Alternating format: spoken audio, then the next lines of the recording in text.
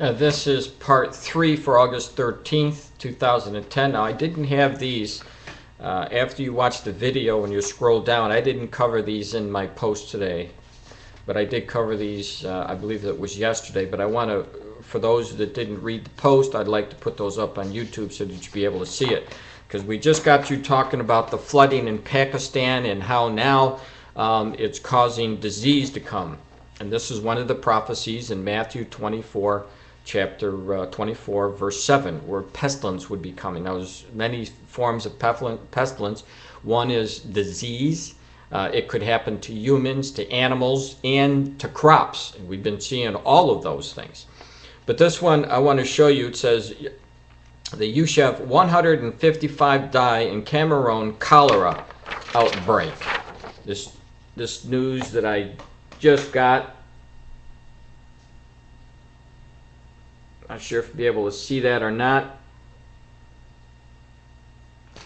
But when you go to just do a Google search and put 155 die in Cameroon cholera outbreak, it says the UN Children's Fund says that urgency sending medical supplies to thousands of people affected in Cameroon's worst cholera outbreak since 2004. This again is another one of those signs. Now, it's not the only sign. Here is another one. Hopefully you'll be able to see this a little bit better. I wasn't too sure how you could see the other one that I just put up, but scientists find new superbugs spreading from India. You know, it looks like the Middle East is having a lot of problems. There's a new superbug that could spread around the world after reaching Britain from India, in part because of medical tourism, or our medical tourism, and scientists say there are almost no drugs to treat it. So we're seeing in my book in chapter 4, I outline the prophecies about the diseases. And I show you all the different news articles that have come out over the past years showing you how the old diseases are coming back and how new diseases that they're calling now these super bugs that the doctors cannot cure. There's no medicine for it. And again, these are the birth pangs coming now, and they're going to get a lot worse during the tribulation period. And speaking of the floods in Pakistan, here's another one. Niger River floods destroying homes, and notice again, as I warned in my post and I've warned in my seminars and in my book, destroying the crops. We're seeing these devastations happening a large part of the world now. Now, along with that, I want to cover article that came out from the EUobserver.com. Schools, pensions, doors, regions hit in new EU budget proposals. It says €1 billion, fewer than the European Commission wanted for the EU's poorest regions. See the euro 13 million less for schools, EU officials, it says officials, children, and near freeze on recruitment in Brussels are among the 2011 EU budget proposals put forward by member states.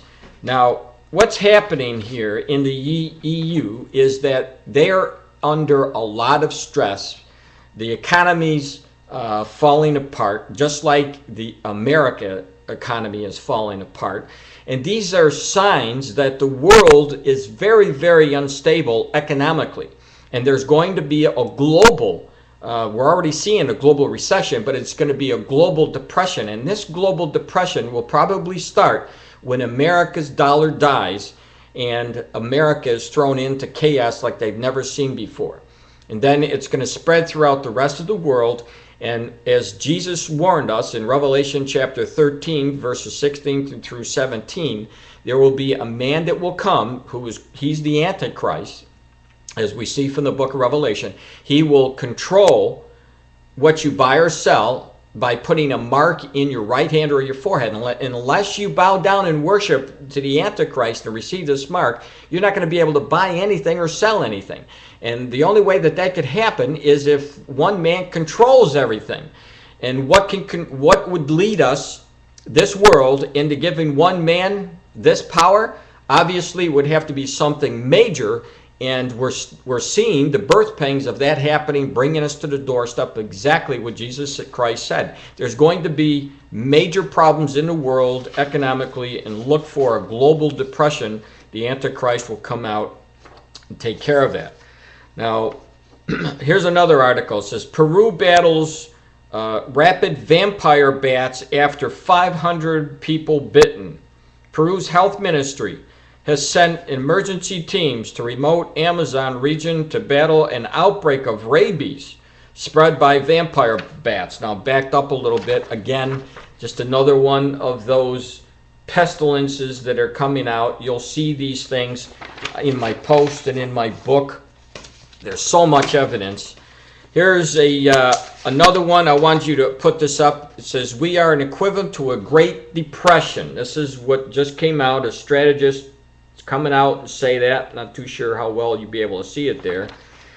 But it says, the midsummer rally is over and the stocks will begin a downward leg before bottoming in October as the world economy is in what it looks like a Great Depression.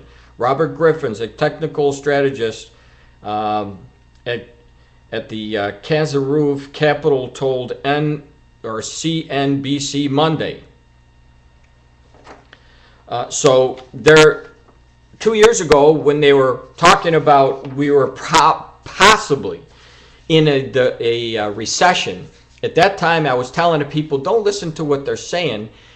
You're going to see news coming up in the near future where they're talking about a depression. And everything that I warned has happened. And now we're starting to see these documents that are showing us that that's exactly what they're warning about a world depression. Now, Gerald Celente, who was one of the leading trendsetters for the economy, that has never been wrong in 30 years, is over and over, and I put him on many of my post stating that he believes that there will be a depression this year. Now, I'm not sure if that's going to happen or not, but he's never been wrong.